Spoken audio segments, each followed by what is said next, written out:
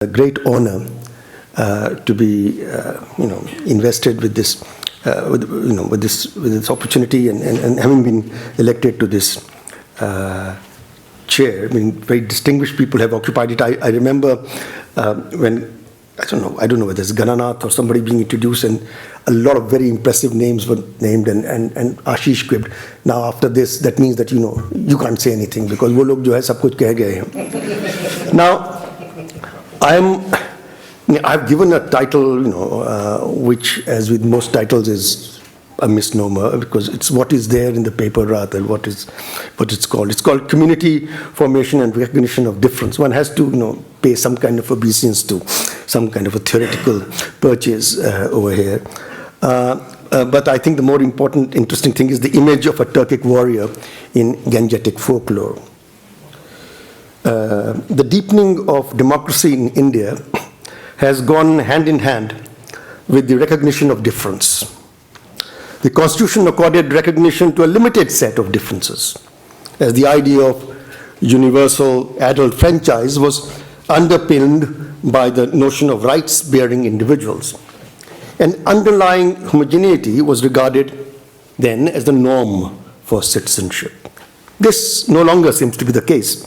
One could say that in great many cases, the assertions, the insurrections of little selves, to borrow the title of the chairperson's book, first book, has led to the emergence of hyphenated citizens, not so much Indian Dalits, but Dalit Indians, one could say, with all the risks attended to these terms. Whether one could go so far as to say women Indians or Jat Indians, I'm not too sure. But heterogeneity is now a marked feature of our social and political life, not just at the time of the Republic Day and its tableaus. If difference is so much a part of our present, how then are we to narrate the conflicts of the past as belonging to the life of the nation in historical time?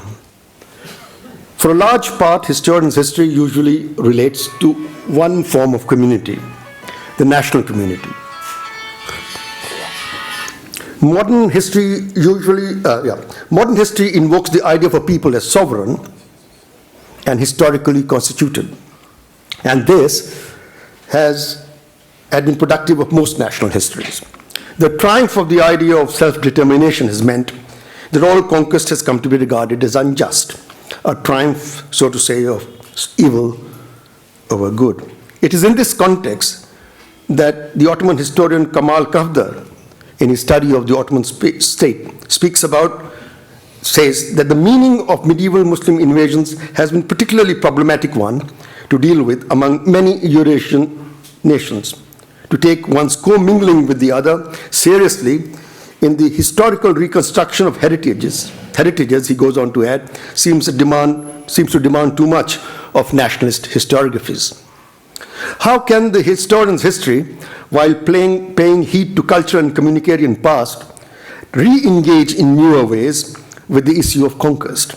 In this case, the Turkish conquest of North India circa 1000. I shall try and address this issue not in broad terms, but by telling a story in three parts. I shall focus then primarily on some ballads and folklore. This to illustrate how events such as conquest and conversion are made familiar by their location within kinship, within kin relationships, domesticated in a sense. Let me lay out very briefly the context and then try and narrate some of the stories and tease out some of their specificities. The hero of these accounts is a young Indo-Turkic warrior called Sayyid Salah Masood, popularly known as Ghazni.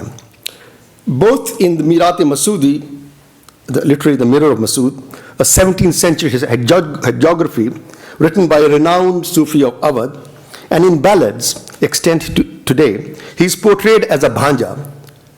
The word nephew does not capture it because it's the sister's son that is important. As the bhanja of Mahmud of Ghazni. Well, we know that Mahmud of Ghazni had no such bhanja, but we know that, his uncle was called Mahmud of Ghazni. And that's absent from all chronicle accounts of 11th century, Masood's career displaces the historical iconoclasm of Mahmud of Ghazni in popular culture and lore. In folklore, Ghazi Mian invites martyrdom, as any good Shahid must, when in the month of Jait, 1033, marked the lunar agricultural month, he rushes from his marriage mandap, again mandap, to save his cows and cowherds from the clutches of the deceitful cattle thief, Raja Sohaldev. Salar Masood clearly did not exist in the 11th century, but already by the 13th century, the yellow wood-like scent from his tomb at Bahraich in northeastern UP was permeating Hindustan. Amir Khusro. Qasba Bahraich Mazar Motbar Sipah Salar Shahid Hama Hindustan Bue Oud Giraft Ast. So this, yellow wood-like scent. And there's a pun in the way Oud, when written, is read as Masood. So if you look at Mehdi Hassan's account of Ibn Battuta, where he talks about visiting Bahraich along with Muhammad Tughlaq, it is written Oud and not Masood. So typical of Khusro, in his Ejaz Khusrawi, that he plays on the word Oud. In standard 14th and 15th century sources, for instance, Tariq-e-Firoz Shahi or even the Ain-e-Akbari, Masood begins to be referred to as a warrior who was a kin of Mahmud of Ghazni. Without providing a connected narrative of his life, these accounts refer to the joyous pilgrims en route every year to Bahraich. And there's a wonderful description in Akbarnama where Akbar goes down incognito to mix around with the Bahraich devotees in his 8th regnal year, and he's recognized by some ruffian, as he says, and then he pretends to be Bhanga. And since, I guess, within Hindu kinship, a deformed king cannot be a proper king, then he's allowed to slink away. And he comes the next day and talks about it to Abu Fazal. So this is 1560s, and it's about 500 kilometers from Bahraich, and they are pilgrims on their way. Despite the attempt by the 16th century Sultan, Sikandar Lobdi, some ulama, Islamic Puritans in the 19th century, and notably the Arya Samaj from the late 19th century, to denigrate the cult, Ghazi Mian remains popular till today. In a little notice reference, Muhammad Mujib, in his classic work, Indian Muslims, ranks the Bahraich shrine along with Ajmer and Nizamuddin as the 3 most important Muslim pilgrimage sites in North India. But he's not been accorded the the attention by a medievalist, perhaps because he didn't exist in medieval times. That the tensility, early modern times, that the tensility of the Ghazi Mian cult may have inhered in a layered memorialization of medieval Turkic conquerors bewildered many, and certainly the writers of census reports in UP. In 1891 census, 1.5 million people returned Pachpidaya and the followers of the Panch Pir, leading among them Ghazi Mian as their religion. And this, of course, puzzled the census commission. They couldn't really explain how is it that Hindus, remember a Muslim conqueror. William Sleeman also has this to say. I don't want to quote those. But what's interesting is that late 19th century notices marvel at the amazing cross-religious hold of the Ghazi Mian, even among the most unlikely of communities. While thieving in the great fairs of North India, the nefarious, quote-unquote, Bavarias scrupulously abstained from plundering the tomb and the fair of Ghazi Mian. Instead, they went annually as pilgrims themselves and offered their own lehbar, the flag, to the Bahraich shrine. There seems no reason to believe that this was a new development. Another such quote-unquote criminal caste, the Barwars, laid aside 1% of their pickings from other fairs while propitiating the Pachpidya, their tutelary god, in an elaborate domestic ritual. What I have to say today is a part of a larger argument. So I shall skip the issues of the importance of pastoral economy in the area, which was soon to become prime agricultural land, detailed consideration of the relationship between cowherds and Ghazi Mian, boon-granting powers of the Ghazi's grave, the specifics of pilgrimage, etc. I shall limit myself to retelling the life story of the warrior saint Ghazi Mian in terms of three important kin relations: mother-son, mamu-bhanja, or sister-uncle, and brother-sister. This to suggest how conquest, the most public of events, has been recast and remembered in familiar terms by a community of devotees cutting across denominational divides. Just to give a small detail, which is very significant, but I shall not be dealing with it, is that the pilgrimage to Ghazi's grave is in order to get him married. And the pilgrims consider themselves as belonging to marriage parties, and they normally wear yellow dhotis. But the marriage never takes place. This has been going on since 1033. That's why in North Indian dialects, anything that doesn't, take place, especially when it deals with the failure of a male, is referred to as Ghazi Mian ka biya, So it's something that people strive towards, but it never quite happens. That it's martyrdom and shadi, it adds a particular, tinge to it. Now in folklore, Ghazi Mian invites martyrdom when in Jait 1033 he rushes from his marriage mandap to save his cows and cowherds from the clutches of a deceitful cattle thief. Raja Soldev just mentioned it. The poignancy, and that's, and he dies, so that's the bridegroom dead. It's a very standard motif in folklore. But the poignancy of Ghazi Mian's martyrdom lies in the fact that he dies on the day of his wedding, of course. But the story about his marriage not taking place is also very significantly about a mother trying to buy back fate and getting shortchanged. And as the groom in question is a warrior Ghazi, it is equally about supplanting kufr with Islam. Gravid after tireless supplications at Sufi shrines, the mother of Ghazi Mian, Mamula, gives birth to a son who decimates unbelief with the sword of Islam. Most of the quotes are from ballads, making ogres and demons scamper into the woods. Jage bans mamul ke jab hue gajan peer, kaat kufr Islam kiya bhage devdano bhoot. Ghazi se poot. Now poot is made to sign with bhoot, but it has a, it's not very complimentary to, Indic gods and idols. This was 1890.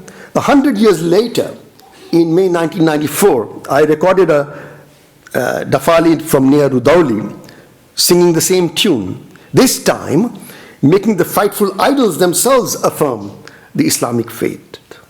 खुले भाग बहराइच के जब बसे Gazan पीर, भागे यहाँ से देवदानो, कांपे सकल जमीन की मूरत कलमा सब पढ़िन. The demons of Bahraich run away, the earth trembles, and as the Ghazi settles down, in these parts the idols recite in unison the credo on behalf of the devotees.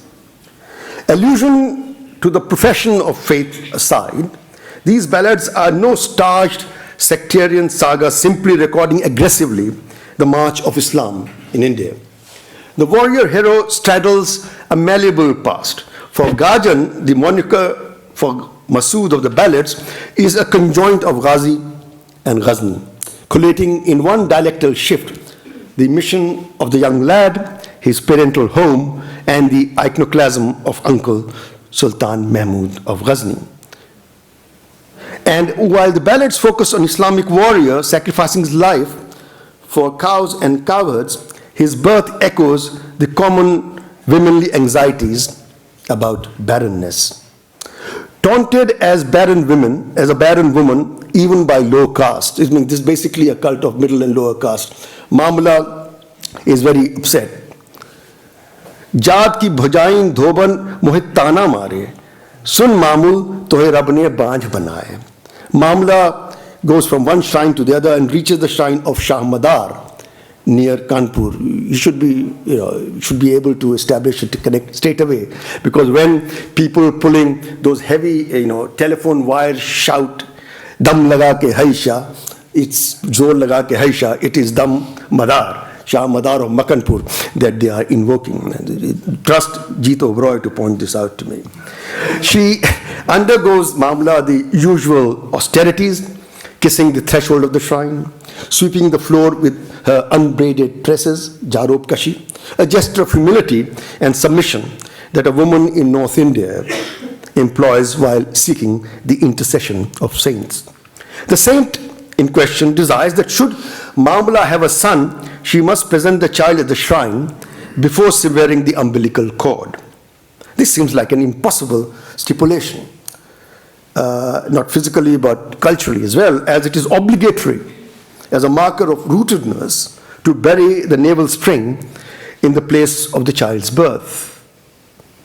A male child is born to a delighted Mamula, but the midwife reasons with the mother against offering the unclean navel string to the saint. Severing it with a small sickle, she buries it in the courtyard where it really belongs. Is aangan mein mere purkhon ki naal gadi hui hai, is the common phrase used to express one's rootedness. And that's where she buries it. Mamula makes a thanksgiving journey to Makanpur, sounds the shriveled birth cord. The Peer gets angry at a doting mother disobeying his command.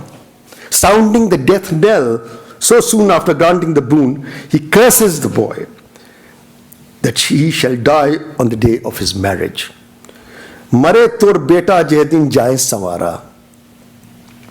However, Mamla is shaken, not perturbed. However, Mamla decides to tempt destiny. Casting caution to the winds, she prepares herself for the worst that fate has got in reserve for her. All she wishes is to see her sons in full attire as a fetching broom. She summons a Brahmin who suggests an auspicious date for Masood's marriage, accompanied by the strong possibility of war and likely death. Prepared to brazen out, Mamla both laughs and cries, for she knows that her son's future is uncertain the moment he rides on his ghodi at the head of the marriage procession. As they describe a mother's nervous preparation for such a marriage, the ballads go over rituals customary among the lower and middle caste Hindu and Muslim followers of the Ghazi. The most important rite preparatory to marriage was the going into confinement for the regular anointing with oil and herbs, Viko Vajradanti style, applied both turmeric cream, both to the bride and the groom. In common parlance, the phrase Manjhe or Mayu Baithana connotes sitting idly, cutting out oneself from normal exertions, as the uptan is being put on your body. Ghazi Mian, the ballad's stress is in such a state of enforced idleness, while female relatives massage him. A chaplet of sweet-smelling bela and mogra buds hangs from Masood's forehead as women sing lusty songs aimed at stirring the groom's desire at the demure bride, making fulsome demands on the wedding rite. Sughar mere banre banno mangegi rang raliyan, chatur mere banre banno mangegi rang raliyan. It is Ghazi Mian in such an advanced stage of nuptial preparedness who is accosted by Jasfa milk maids' cry of "Save your cows, Gau Guhar." Pray listen to me before you tie the nuptial knot. The arrogant Sohal has rustled your cows. Peer, your herdsmen are dead.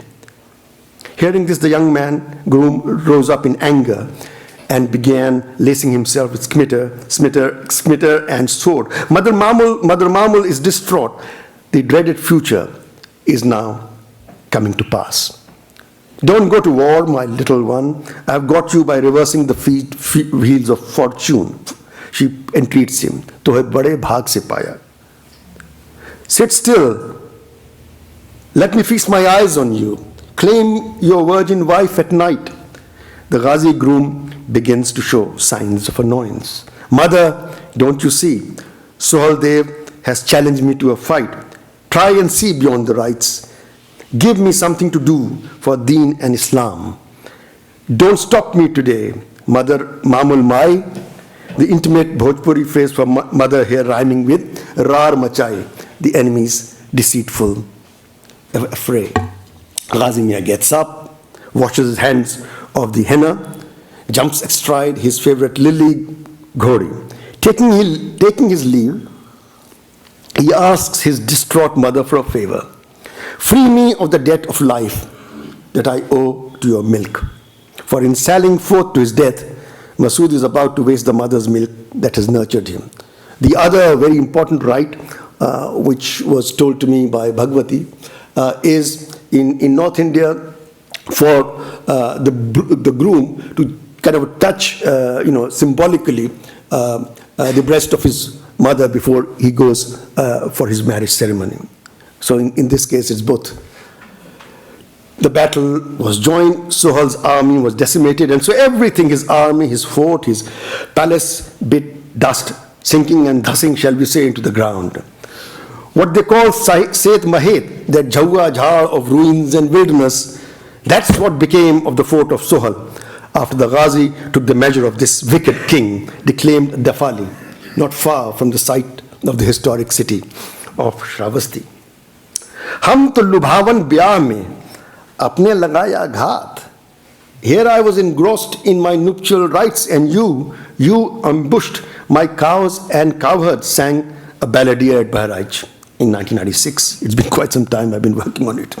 It is this obscene opportunism, not simply political opposition or the tussle or enlarging the realm of Islam, that for the balladeers seals the fate of Raja Sohal. In most ballads, the sword of Islam motive, though prominent, gets overlaid by the tragic fate of a groom losing his life on the eve of marriage.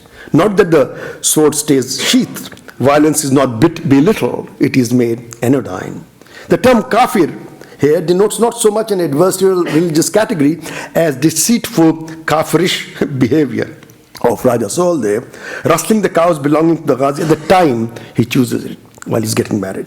In one version, as the troops are arrayed in battle formation, Masood challenges Raja Sohal. Listen, you slayed my cowherds, rustled my cows, you are a kafir for the deceit that you have wrought.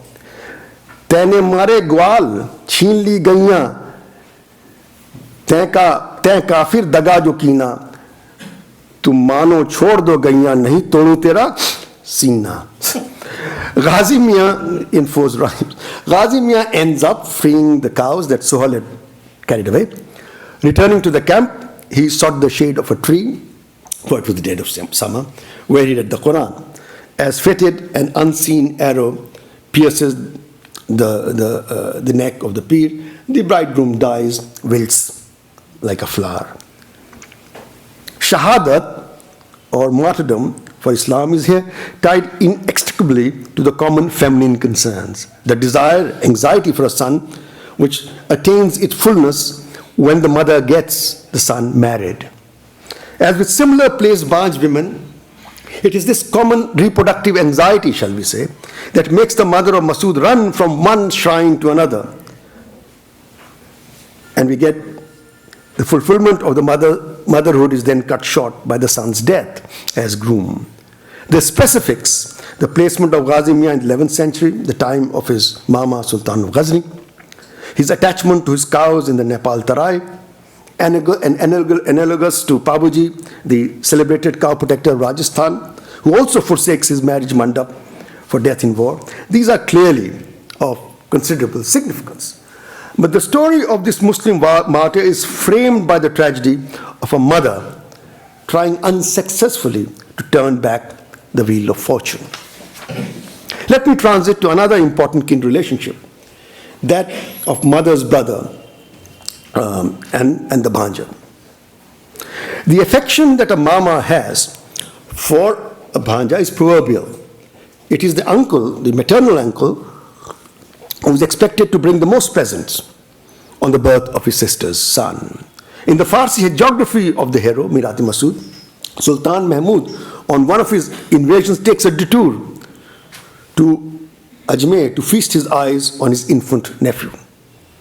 Expectedly, when the nephew begins wielding the sword of Islam, Uncle Masood presents him with the choicest horses, including the favorite Iraqi grey mare, Asp Madai Khing. And it is this mare which the hero decks with a golden saddle, riding Shah's defensive armor to his tragic martyrdom in June 33, because we are inviting martyrdom. Khing, grey or dark as night, is the common color of heroes' horses in some of the major Turkish and Persian epics. In folklore, the war horse of hero Ghazi Mian is called Lilli Ghori, Lilli Mare. I would like to hold on to both these names, Aspe Madai Khing and Lilli Ghori, for a little while. That Ghazi Mian's war horse is called Lilli Ghori is of considerable significance. In the valley of the Ganga and its tributary Ghagra, the locale of the Ghazi's exploits, folklore has fashioned Lilli Ghori in strikingly varied ways. Here, Lilli is the mare of every brother come home to help with a sister's wedding. And it is this mount that he saddles to fetch the sister back from the in-laws. Leel leel ghodwa patar aswara, chale hai kaun lala bahin lene hara. Neela, blue or Leela Ghoda, is also the horse astride which the groom arrives to take away the daughter, causing financial ruin to her natal household. While marrying her off, the mother ritually curses the daughter for having denuded the family so. In Etawah, abutting the town of Kanpur, the restless warrior, one Kale Khan, lived in rustic imagination till a century ago, wandering on a bedecked Leela horse. For somewhere on the banks of Ganga, the Turkish smitters and Indian sword, Teg-e-Hind, had clashed in a medieval past. But what's significant is that unlike the Farsi text, where Sultan Mahmud, as I said, bestows the choicest horses on his nephew, in popular lore, the uncle is loath to let go of Lilli. And if boy Masood or his mother, the Sultan's sister, would so much as ask for the gift of that one mare, the king would not part with even a blue rag or blue string. Lilli ke naam Leel dhaga nahi hai, sang the balladeers. Leel, Neel. This is the, or Bare, Bale. These are the switches. Zanud, sang the balladier, echoing the dialectal shift of La and Na. Lilli, Leel, Neel, Blue. Neela.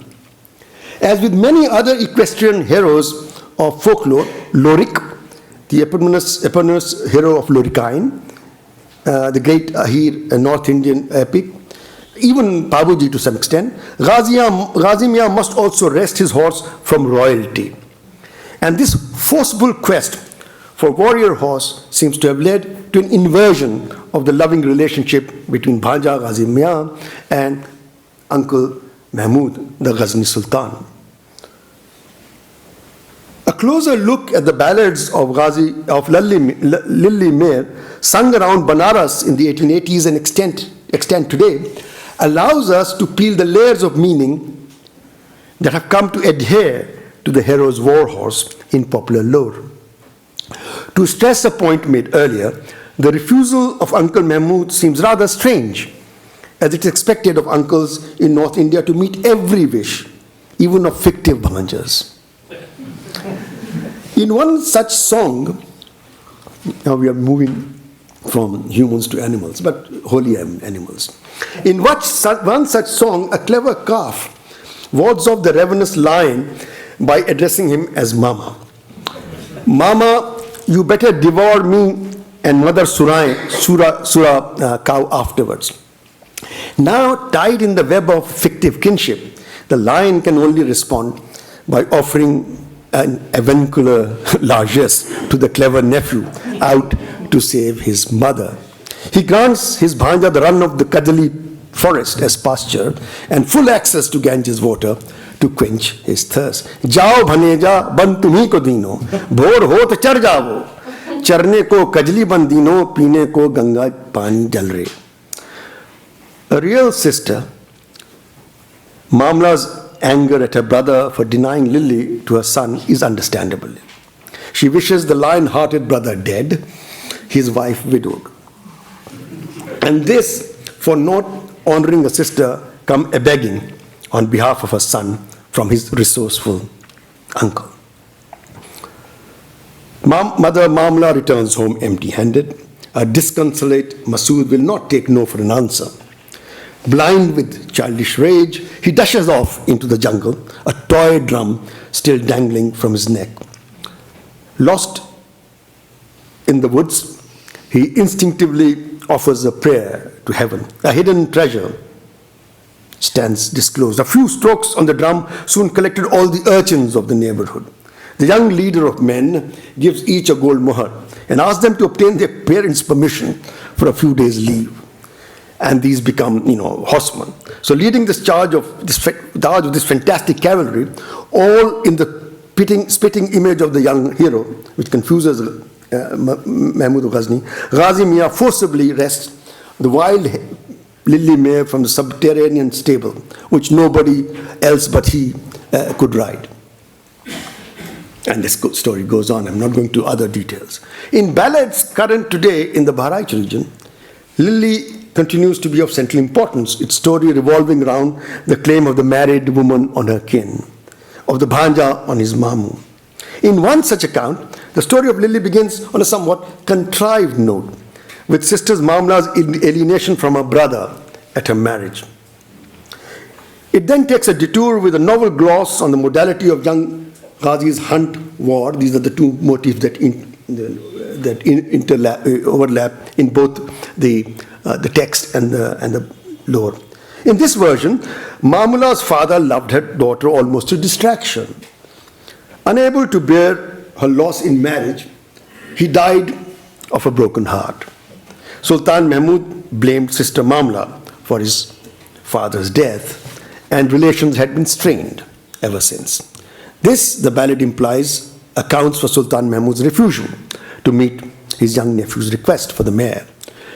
Having contrived to prepare the ground for a long-drawn alienation of Mamula from her natal home, the balladeer suddenly turns the narrative in the direction of the young Ghazi hunting in the jungle of Bahraich. The Ghazi was very fond of shikar, he said, and would go hunting with his four associates, the Pancho Peer. Mamla warns him not to stray northwards, for that way lay enemy jungle, Raja Sohal Dev's jungle. But it was teeming with game. Let's ignore what mother says. Let's go hunting there, the Mian says to his associates. As the Zainullah Dafali's narrative unfolds, it turns out that the Ghazi's hunting was not so, properly speaking. No taking of life by the Ghazi, declaimed the balladeer. He wouldn't kill the animals, just a quick clipping of nose and ears, and he would set them free. Parallels abound, both with the Ghazi's doings in the idol-packed city of Banaras and with temple desecration elsewhere. This minimal violence motif was not confined to a single Dafali story about Masood's hunting style. In a late 19th century ballad, the warrior saint marks his iconoclastic presence in Banaras by simply humiliating and subjugating the powerful deities of the holy city. As he approaches that temple town, idols scamper from their pedestals. Durga, the ferocious goddess, prefers the gift of fowl and sweets, craving all the while for the lowly position of a groom in Masood's stables. The tender-hearted Ghazi spares Durga her life, but just clips the idol's nose to mark her submission. Devi Durga leke murga, sinni dona bhar bhar, हम पर रहम करो मियाँ गाजी तोरे घोड़वा के दाना देबे दर दर लागे दर्द मरद गाजी के दिहा छोड़ नाक निशानी काट कर. It is equally Yeah, so this is the chiseling of the noses of human figures in temple turned Kothari Islam mosque in Delhi by the Turks in the early 13th century seems to be yet another act of culturally specific iconoclasm, which makes these deities symbolically lose face in the local milieu. It is equally common for a father humiliated and unable to face society because of the way of revenge, as when the Bhil tribals led an assault on the olfactory organs of mean-spirited moneylenders in 19th century Western India, or the cutting of noses of village patwaris in Barabanki district in the early 50s for making fraudulent mutations in land registers after zamindari abolition. Told to me by Chaudhry Muhammad Naeem. In Zainul Dafali's ballad, the young Ghazi treads nimbly in the Bahraich jungle, hunting game by the cultural rules that girdle the sense of human worth and loss of face. He wouldn't kill, just a sharp and quick clipping of nose and ears, and then he would let them free. And there was my Ghazi groom, says another Dafali, establishing a personal connection with the medieval hero. My Ghazi groom was very fond of shikar. By the Anarkali lake he was, sitting atop his platform, which doubled as his fishing perch. Adept angler that he was, the Ghazi would put the fish caught back into the Anarkali lake. Was this an outlandish practice thought up by some present-day apologist to lessen metaphorically the violence of the Ghazi shikar war in his own times? It does not appear to be so. For in Vishwanath Tripathi's classic Nanga Talai Ka Gaon, a remembered account, Smriti Akhyan, in the same ecological zone, that is Basti, fishing in living memory was prohibited in certain ponds. And so, following the religious injunction, anglers would set the fish caught free after attaching a nose ring of brass, even gold, as a mark of their bloodless sport. Zainullah Dafali then goes over some of the elements of the ballads recorded over 100 years ago. The refusal of the uncle to part with Lily, but it introduces, crucially, a novel gloss on Ghazi Mia's iconoclasm, a hunt and war. The Lily Mia stories recorded by late 19th century folklorists and collected during fieldwork 100 years ago and also 20 years ago afford then an entry point for grasping some of the elements that have gone into the crafting of the Ghazi Mia cult. The name Lilli Ghori that permeates popular culture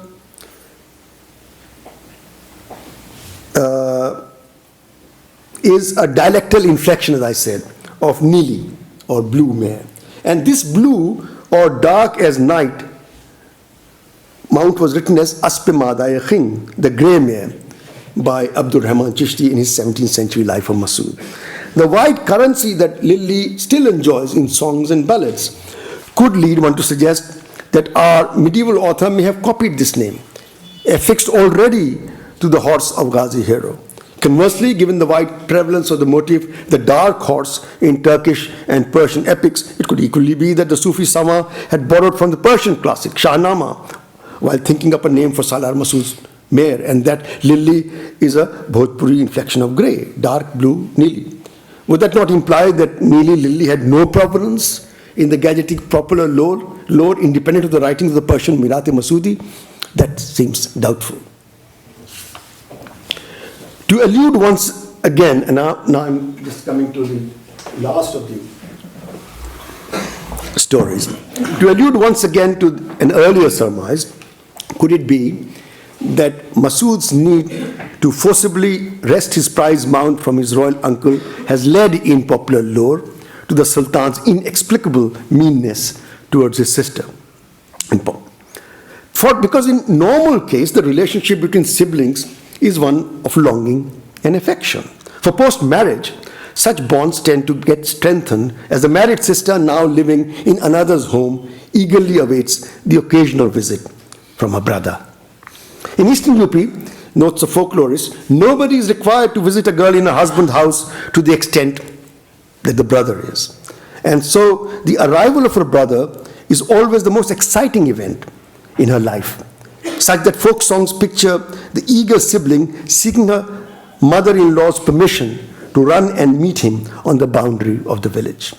Often referred to in songs as Bir or hero, a brother is a beloved visitor who brings presents and news from the parents.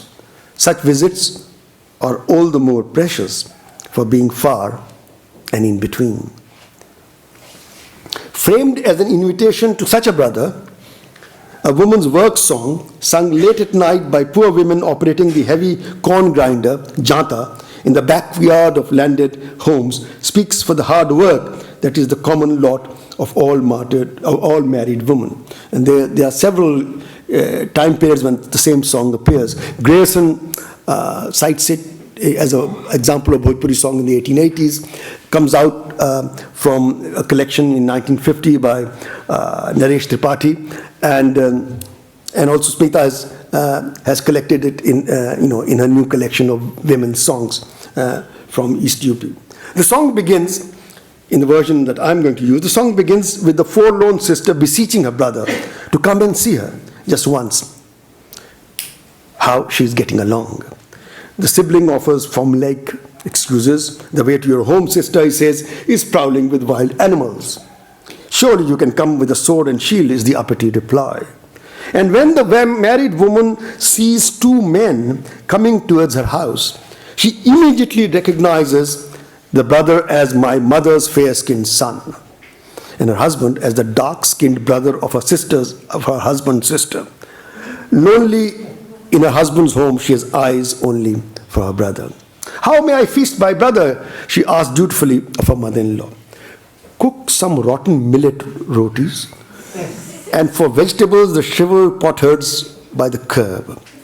In a broken earthen pot mitiya, give him drinking water from the nearby puddle, and as for pan, a peepal leaf laced with bird droppings should do, is the cruel reply. The woman boldly curses her mother-in-law, for come what may, she's going to feast her brother. And as she bends to pour ghee over the golden plate of fine puris and bathua saag, in fact, she sees tears rolling down the brother's cheeks, for he has noticed how pale her visage has become.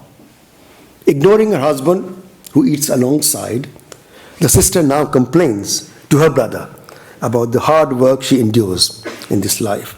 And don't pass on my woes to our parents, our sisters. Even your wife, she pleads, get hold of the Brahmin who solemnized the marriage, or the Agua, the matchmaker, and ask them. Better still, do not say anything to anyone. Just bundle all my woes into a guttery and open it whenever you feel like lamenting my face.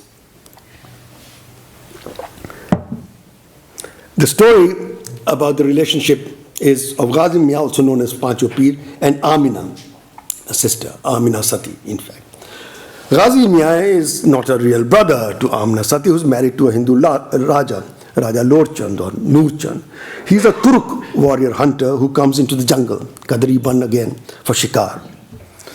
At the Ghazi Mian of Sher, in May 1996, a Dafali from Banaras began his lay of Amina with the fast-paced opening lines about a thirsty Salar Masood hunting in the famous Kadli forest, Kajri Ban Kadli forest. The hunt war motif, which is central to the Ghazi's campaign in the Mirat-e-Masoodi, is here merely a catalyst pushing the story of Hindu sister stroke Muslim brother further. It is not shikar, but the Ghazi athirst while hunting that brings Masood to Amina's door. For no one will so much as offer water to the impure Musalman. In the 1996 Banaras version, both common wayfarers and the drawers of water cry out at this meanness.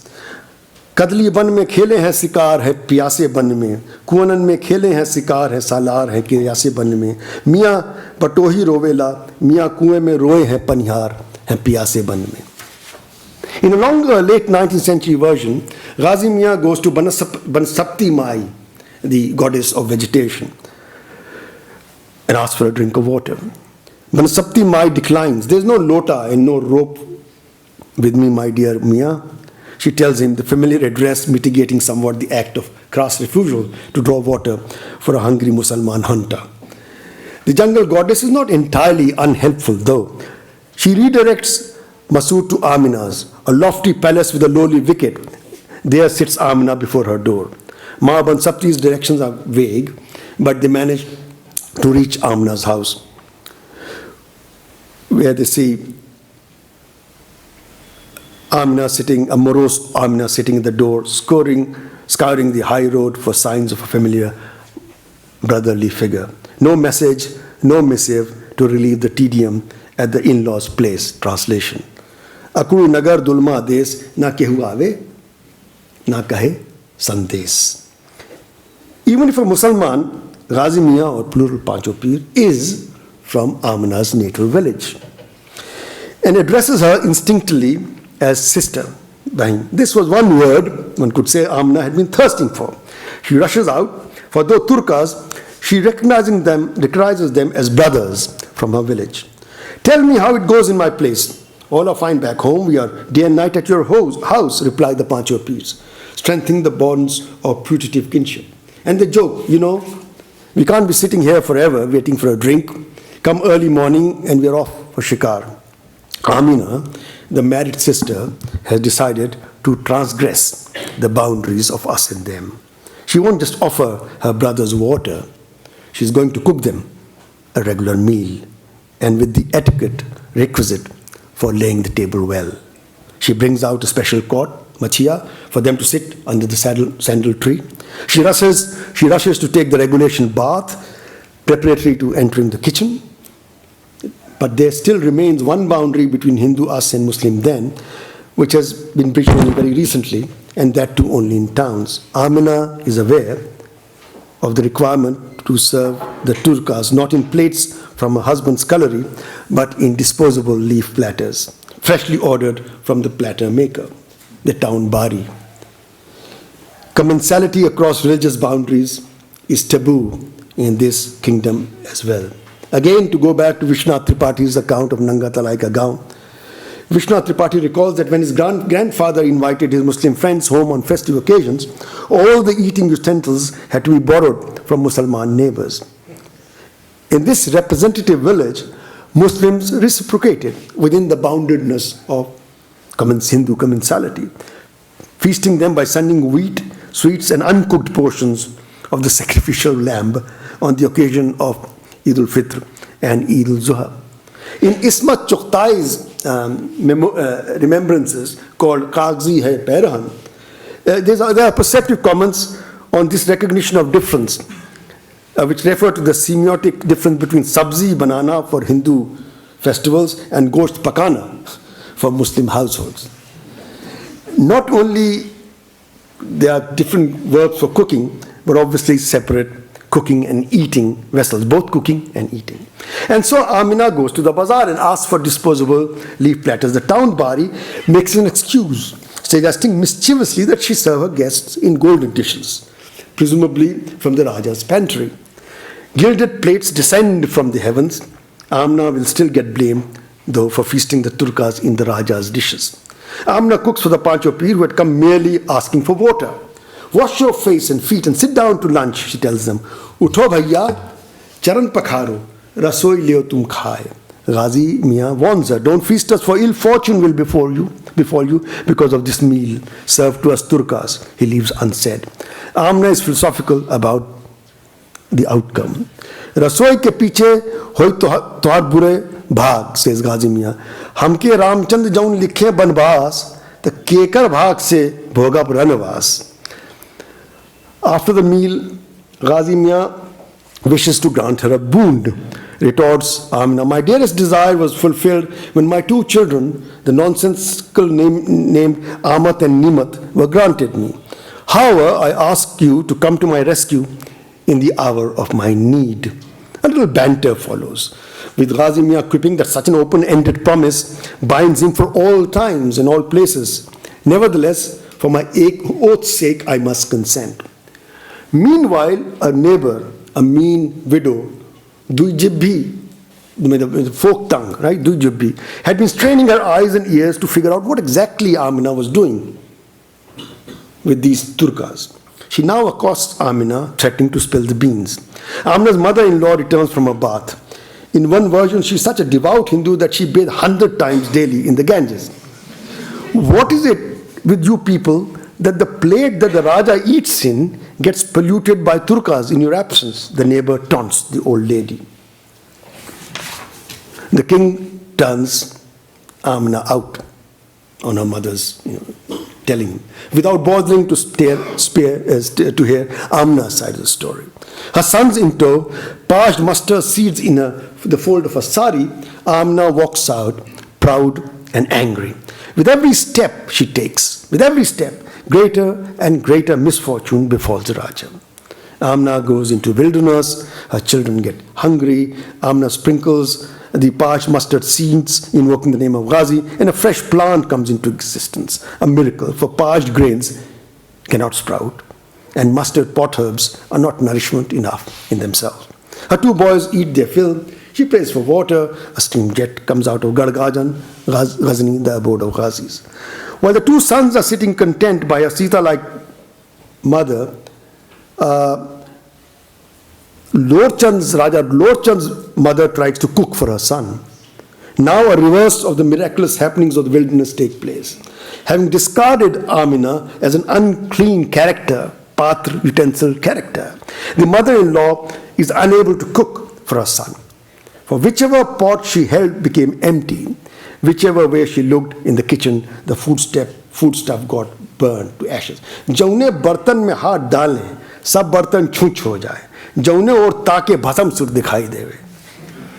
Stripped of all majesty, the Raja manages to procure a lame mare and ride in search of Amina. Traversing one jungle after another, he finds his wife and two sons in the third bun.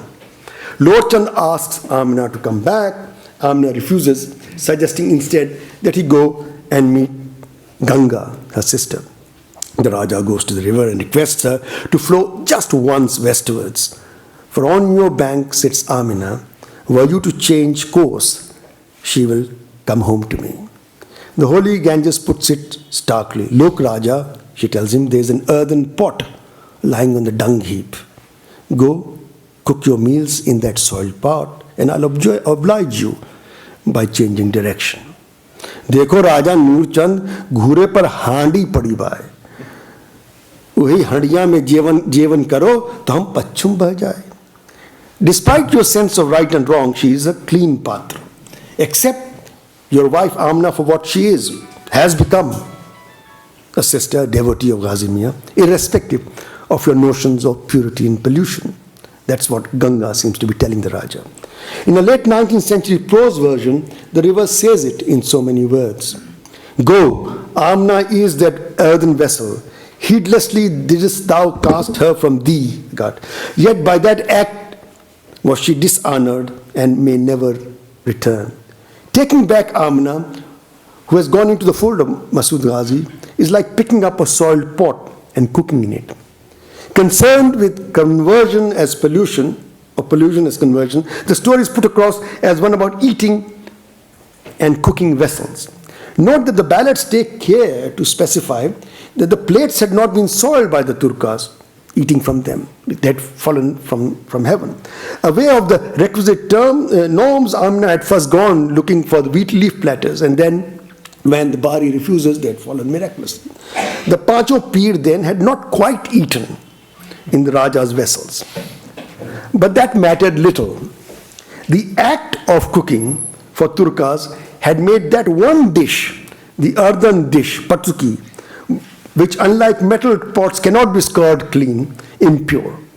For as late as the early 50s, traditional cooking in eastern UP was done in an earthen vessel, patuki, in which lentils, especially the regional favorite lentil, arhar dal, was cooked. Meanwhile, at the river front, the Raja understandably declines to eat out of the dung heap dish. Mother Ganga, this I can't do.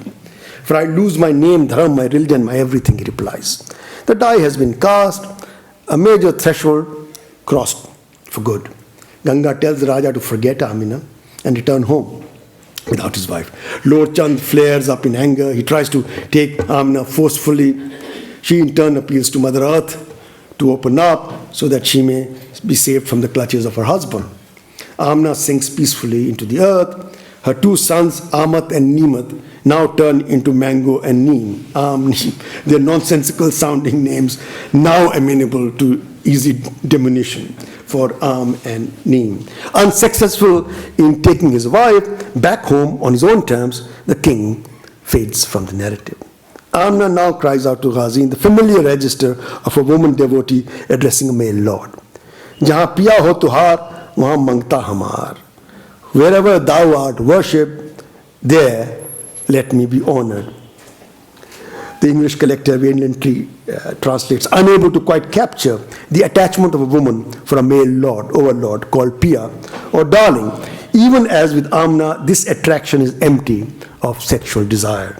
For not only is Ghazi Mia her fictive brother from a natal home, Amina, the mother of two, is empty of all sexual desire. She is Amina, Sati, Amina, the virtuous. Lacking the sibling focus, the shorter version brings Amina and Ghazi into a similar relationship towards the end of the story. Here the Mia, on hearing of Amina's distress, the Raja pulling her out of the earth by her tresses, hurries to rescue her. The Ghazi tries to persuade Amina to return to her lord and master, going back to the fold, so earnestly that he addressed her by the title sister. Am I your sister? Cried Amina. Then though you are Turk and I a Brahmin, verily for my children's sake will I claim the privilege of dwelling with her brother. The story ends. Thenceforth they resided at Gargajan, a brother and a sister in spirit, or Dini Bhai Behan, until the great martyrdom of Bahraij. In another version, on the arrival of the Ghazi Mia into the courtyard of Amina, the dried up sandal tree, an evergreen tree, sprouts leaves. Sati Amna ka iman durust ho jata hai, interjects the balladeer, referring obliquely to the rightening of her faith, suggesting of her becoming a devotee of the Ghazi, if not a convert. Now I'm just now wrapping up. The Amna Sati story in its variant versions is about transgression of religious boundaries by a married woman overdoing the reception for a brother from home. As a putative sibling from one's natal village, a Turka remains necessarily an outsider in a Hindu household. The fiction or the fact of a shared village where strict boundaries of commensality would anyway be enforced cannot override the religious demarcation of Hindu and Muslim, especially as these pertain to intermarriage and interdining. Come what may, a Turka can never be a brother to a Hindu woman. This is a normal ethical position against which the story plays out. And the narrative drive for this is the act of cooking for a Turkic brother, a transgressive term in itself. But isn't the initial act of naming the heroine, Amna Sati, a fundamental error of humanity, in this case, trying to grate against the enchanted universe of Hindu and Muslim religiosity, such that one could say that the banishment of sister of a Muslim as a Hindu wife is foredoomed without the ploy of cooking across thresholds coming into play. Amna is a name with a connotation that can be grasped only from a specific Muslim religious threshold. For Amina is the Prophet's mother, and Sati, the woman of utmost purity, is an expression with its sublime connotation which can similarly be appreciated only from the standpoint of Hindu religiosity. Feeding the hungry, clothing the naked, putting the wayward wayfarer on the high road, it was such deeds that characterized Amina's Satiness in the ballad. And yet, someone becoming Amina Sati accounts virtually to traversing that forbidden space between two religious fairs. The Amina story, as a part of the Ghazi Mia cycle, consists in the ethical adaptation of such a scenario, cooking for a Turkic brother, as an earnest call for the blurring of inter-community boundaries, both in everyday and in times past. For all that, a new kind of history requires this, locating this culturally transformative effort at such hyphenation. Or is it that my own sensibilities are here running ahead of the storyline? That something has been lost in an historian's attempt to engage with the softly historicized past? Could it be that in her natal home only Amina's brother had affirmed the Islamic creed? A tantalizing possibility about individual members of family crossing over, without the head of the household or the clan leaving the parent fold. The English officer to whom we owe the late 19th century of this ballad was quite sure about this pathetic story as an illustration of the division of families in consequence of conversion. Let me dilate, and I'm ending now, a bit on the cooking for an outsider trope in Amina's banishment. Clearly, with Amina, there's no desire. Hers is not the case of divine love or the yearning for a male child. Amina has two sons, Ahmad and Nimat. Her life is complete.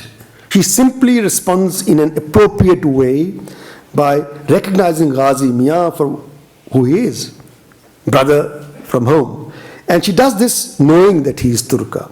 When the Ghazi tries to persuade her to return to her husband so earnestly that he addressed her by the title sister, to repeat, she cries out, "Am I your sister? Then though thou art Turk and I Brahmin, verily for my children's sake will I claim the privilege of dwelling with my brother."